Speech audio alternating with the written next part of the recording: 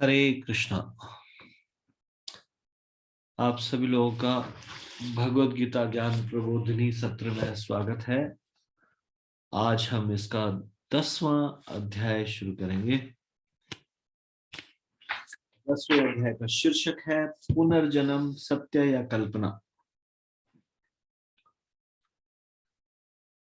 तो इससे पहले कि हम ये चर्चा शुरू करें, कृपया आप सब लोग मेरे साथ ये भगवत गीता का मंगलाचरण पढ़ लीजिए। ओम अज्ञानतिमिरान्धस्य ज्ञानाञ्जनशलाकया चक्षुरुन्मिलितं येन तस्मै श्रीगुरुवे नमः। श्रीचैतन्यमनोभीष्टं स्थापितं येन भूतले स्वयं रूपः कदा मह्यं ददाति स्वपदान्तिकं। वन्देऽहं श्रीगुरोः श्रीयुतपदकमलं श्रीगुरून् वैष्णवांश्च श्रीरूपं साग्रजातं सगं रघुनाथान्वितं तं सजीवं साद्वैतं सावधूतं परिजनसहितं कृष्णचैतन्यदेवं श्रीराधाकृष्णपादान् सगं ललिता श्रीविशाखान्वितांश्च। हे कृष्ण करुणा सिंधो दीनबंधो जगतपते गोपेश गोपिका कांत राधा कांत नमोस्तुते। तप्त कांचन गौरांगी राधे वृंदावनेश्वरी वृषभानुसुते देवी प्रणमामि हरिप्रिये। वाञ्छाकल्पतरुभ्यश्च कृपा सिन्धुभ्येव च पतितानां पावनेभ्यो वैष्णवेभ्यो नमो नमः। जय श्री कृष्ण चैतन्य प्रभु नित्यानंद श्री अद्वैत गदाधर श्रीवासादि गौर भक्तवृंद। हरे कृष्ण कृष्ण कृष्ण हरे हरे, हरे राम राम राम हरे हरे। तो 10th चैप्टर को डिस्प्ले कीजिए, फ्रंट पेज।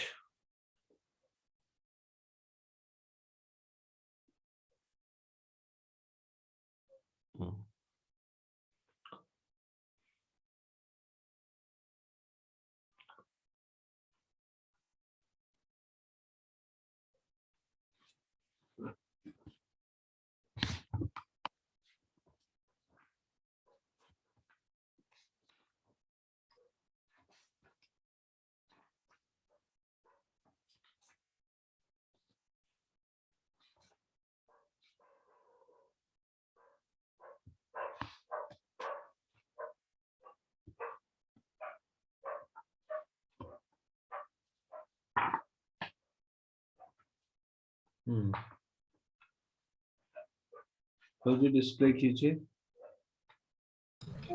हरे कृष्ण जी बोलिए।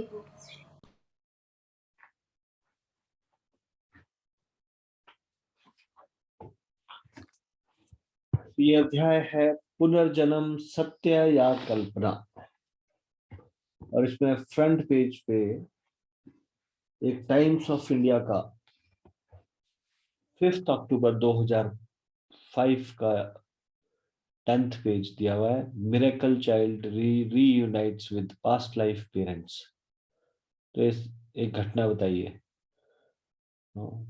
जो कि नई दिल्ली से की ये घटना है।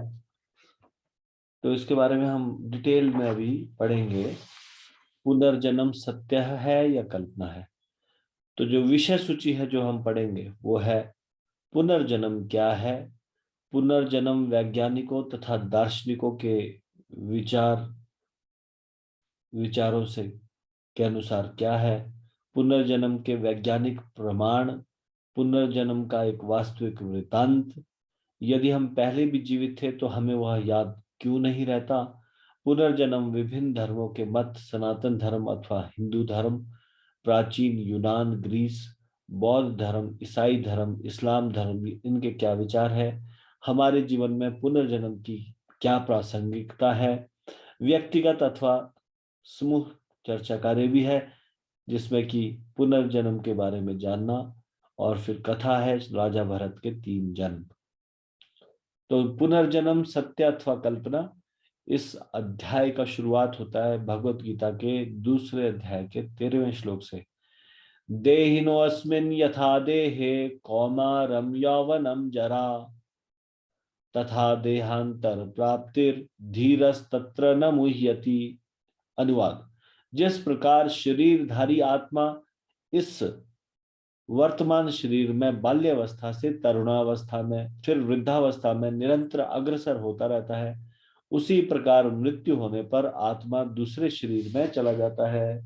धीर व्यक्ति ऐसे परिवर्तन से मोह को प्राप्त नहीं होता। भगवत गीता के दूसरे अध्याय का ये 13वां श्लोक है। तो हम सबसे पहले पढ़ने जा रहे हैं पुनर्जन्म क्या है। ध्यान से सुनेगा, क्योंकि इसमें बीच में डिस्कशन भी आ सकती है। एक बुद्धिमान मनुष्य जानना चाहता है, डॉक्टरों, मित्रों व सगे संबंधियों की शुभेच्छाओं व प्रयासों और स्वयं की जीने की तीव्र इच्छा के बावजूद भी वह निसहाय हो कष्ट क्यों भोगता है।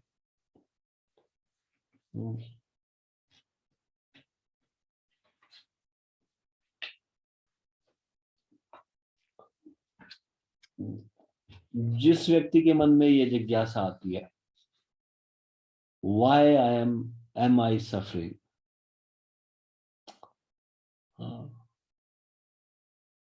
तो वो व्यक्ति उसके मन में प्रश्न उठता है, why am I suffering helplessly, why people are dying unwillingly। कोई मरना चाहता है, कोई मरना नहीं चाहता, फिर मृत्यु क्यों आ जाती है, अनिच्छा होते हुए, इच्छा ना होते हुए भी फिर मृत्यु क्यों आ जाती है, सब चीजें क्यों त्यागनी पड़ जाती है, इतना धन संपत्ति जोड़ी होती है, इतना परिवार बढ़ाया होता है, ये सब क्यों छोड़ना पड़ जाता है, दयनीय अवस्था में क्यों छोड़ना पड़ जाता है सारी चीजें। सबके बहुत प्रयास होने के बावजूद भी डॉक्टर अथक प्रयास करता है एक पेशेंट को बचाने का, मित्र बहुत सहायता करते हैं, सारे रिश्तेदार इकट्ठे हो जाते हैं, और खुद की बड़ी तीव्र इच्छा होती है कि मैं ना मरूं, जीवित रहने की तीव्र इच्छा, उसके बावजूद भी कोई व्यक्ति क्यों मरता है। इस दीन अवस्था में उसको निसहाय होकर क्यों मरना पड़ता है।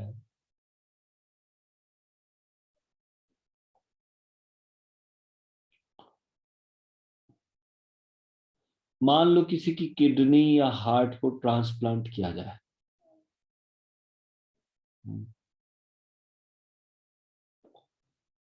अन्य व्यक्ति के शरीर से गुर्दा निकाला जाए, किडनी या फिर हार्ट, और वो प्रतिरोपित किया जाए, ट्रांसप्लांट किया जाए,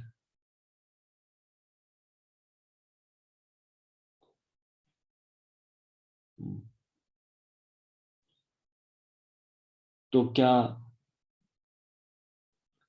दूसरे का स्वभाव मेरे स्वभाव से मिल जाएगा? नहीं ना, नहीं मिलता। हम देखते हैं हमारा स्वभाव फिर भी वही रहता है। जिस व्यक्ति का, उस व्यक्ति की जो प्रकृति हो वो प्रकृति, जिस व्यक्ति को हृदय प्रतिरोपित या गुर्दा प्रतिरोपित किया जाता है, किडनी या हार्ट ट्रांसप्लांट किया जाता है, तो उसका नेचर चेंज नहीं होता। नेचर चेंज क्यों नहीं होता जब उसका हार्ट ट्रांसप्लांट हो जाता है, किडनी ट्रांसप्लांट हो जाती है।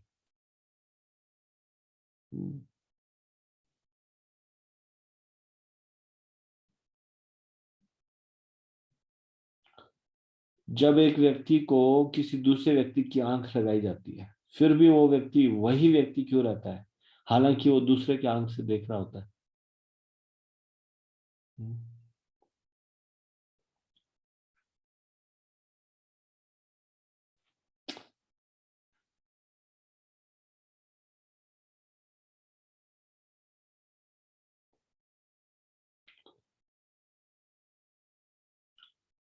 जैसे कि एक चश्मा होता है, एक ऐनक का जोड़ा होता है, उसके द्वारा हम देखने में कुछ सक्षम हो जाते हैं। जैसे बहुत कमजोर आंख वाला है, वो उस चश्मे की मदद से देख पाता है, लेकिन चश्मा खुद से अब देखने में सक्षम नहीं होता।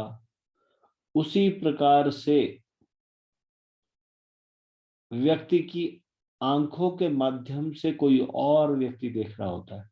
आंखें खुद से देख नहीं रही होती, आंखें तो केवल लेंस का काम कर रही होती है, चश्मे जैसे चश्मे का काम। हम्म।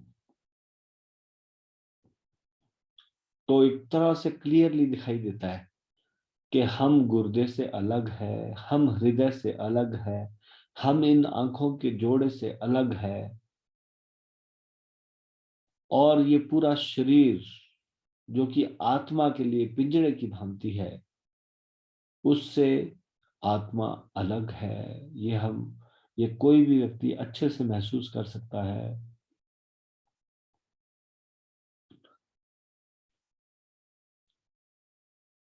हम शास्त्रों में पढ़ते हैं, शास्त्र हमें ज्ञान देते हैं, पदार्थ और आत्मा में अंतर है, पदार्थ का क्या स्वभाव है, आत्मा का क्या स्वभाव है।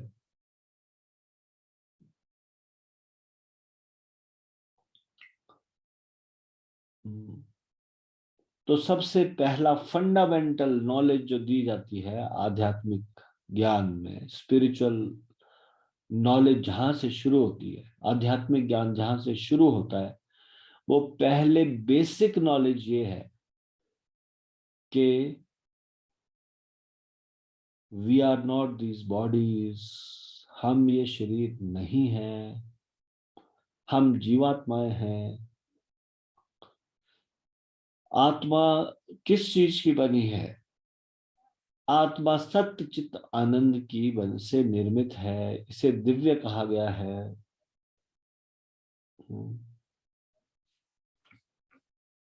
ये आध्यात्मिक शरीर है। सत का मतलब है इटर्निटी, शाश्वतता। चित्त का मतलब है ज्ञान, और आनंद का मतलब है आनंद।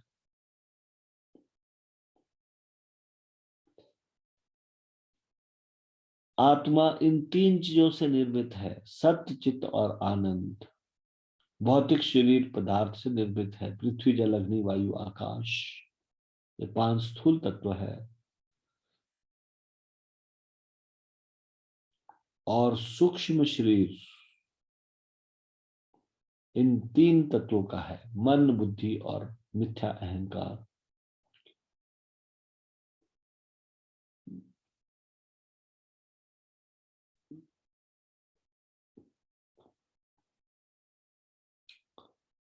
तो ओरिजिनली जो जीवात्मा है वो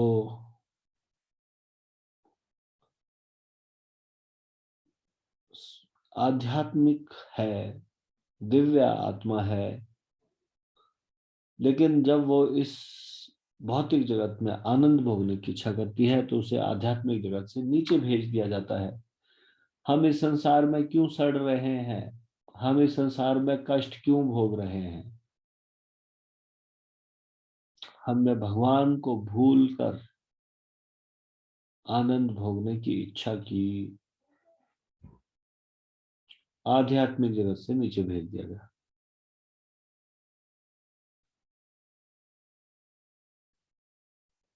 आत्मा को जब इस भौतिक जगत में भेजा जाता है तो उसको भौतिक आवरण धारण करना पड़ता है, भौतिक शरीर का आवरण ओढ़ना पड़ता है, ताकि वो भौतिक जगत में रहने के लिए पदार्थ के दशानुकूल हो सके। जैसे कि अगर ठंडे देश में जाओ तो वहां पे गर्म कपड़े पहनने पड़ते हैं। तो आत्मा पहले शरीर धारण करता है, मानव का शरीर धारण करता है, आस्ते आस्ते अपने कर्मों के अनुसार फिर अच्छे और बुरे कार्य करता है और निम्न स्तर पर जाता है।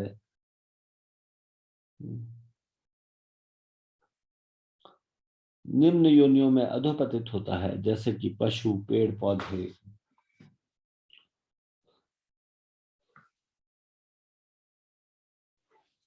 क्रमिक विकास प्रक्रिया द्वारा जीवात्मा पुनः मानव शरीर को धारण करता है और उसे देहांतरण की प्रक्रिया से छुटकारा पाने का एक और अवसर दिया जाता है।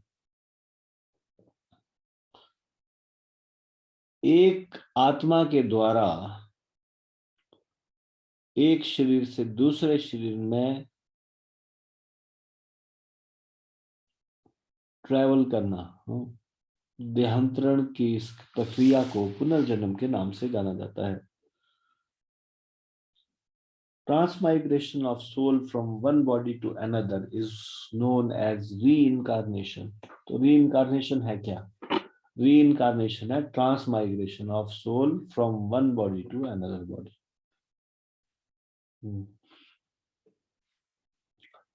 पहले के समय में रीइनकारनेशन को हिंदू बिलीफ माना जाता था, ये हिंदुओं की धारणा है। लेकिन 1989 में एक रिसर्च एनालिस्ट थे, उनका नाम था वाल्टर मार्टिन। उन्होंने लिखा, पुनर्जन्म पर एक नवीन सर्वेक्षण संकेत करता है कि 58% से भी अधिक अमेरिकी लोग पुनर्जन्म में विश्वास करते हैं। तो ये वर्ल्ड स्टैटिस्टिक्स जुलाई 1996 में प्रकाशित एक सर्वेक्षण के अनुसार था। उसमें अमेरिका में लोगों से पूछा, do you believe in reincarnation? तो 58% लोगों ने बोला यस, हमें पुनर्जन्म में विश्वास है।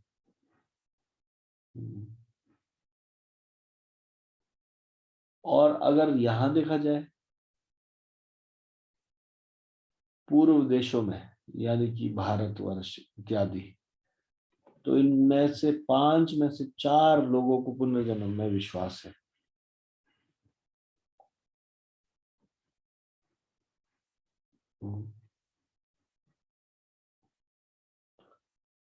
इस वर्ल्ड की जितनी भी पॉपुलेशन है, उनमें से 50% पॉपुलेशन है जो कि विश्वास करती है पुनर्जन्म।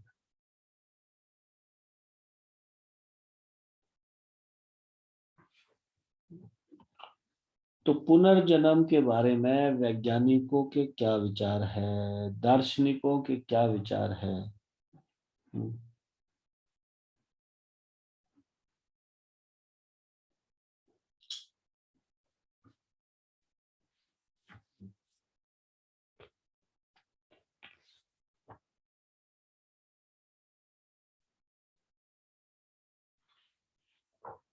तो इसके बारे में चर्चा कि दार्शनिकों और वैज्ञानिकों का क्या विचार है और साइंटिफिक प्रूफ क्या है रीइनकार्नेशन का, इसके बारे में हम चर्चा करेंगे कल, आने वाले कल।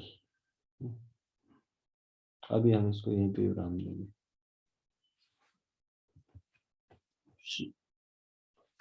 भगवत गीता ज्ञान प्रबोधिनी की जय।